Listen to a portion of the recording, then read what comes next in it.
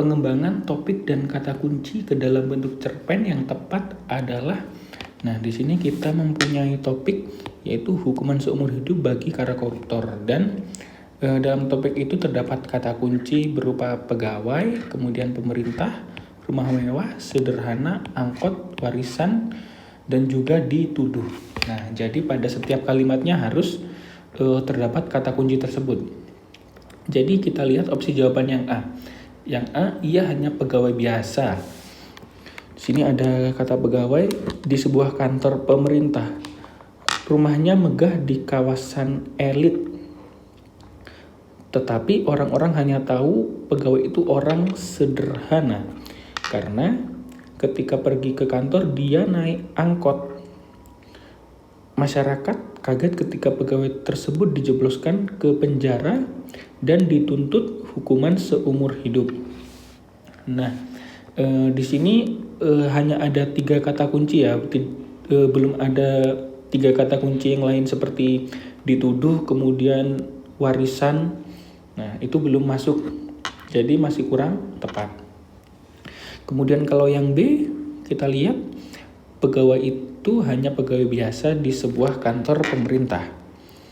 Pegawai kemudian di kantor pemerintah. Dia dituduh korupsi karena mempunyai rumah mewah di kawasan elit. Padahal hidupnya sangat sederhana. Pergi dan pulang kerja dia selalu menggunakan angkot. Nah, rumah mewah itu sesungguhnya adalah rumah warisan dari orang tuanya. Nah, kalau opsi yang B ini lebih lengkap ya daripada opsi yang A. Terdapat semua kata-kata kunci sesuai dengan topik. Jadi jawaban yang benar adalah yang B. Oke, kita lihat jawaban yang C. Jabatan pegawai itu cukup tinggi, jadi wajar kalau dia mempunyai rumah mewah di kawasan elit. Sebenarnya rumah itu adalah warisan dari orang tuanya, tetapi orang-orang tidak percaya karena hidupnya makmur dan bergelimpangan harta. Nah, di situ masih belum ada kata kunci seperti kata pemerintah, kemudian angkot itu juga belum masuk. Jadi yang C masih kurang tepat. Kemudian kalau yang D, jabatan itu baru saja diembannya. Tiba-tiba KPK memeriksa pegawai tersebut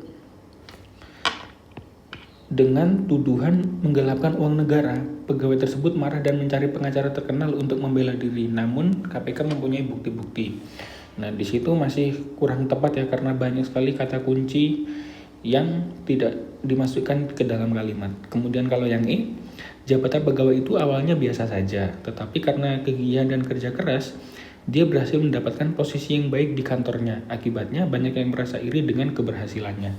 Jawaban E juga masih sama dengan yang D ya, itu banyak sekali kata kunci yang tidak masuk di dalam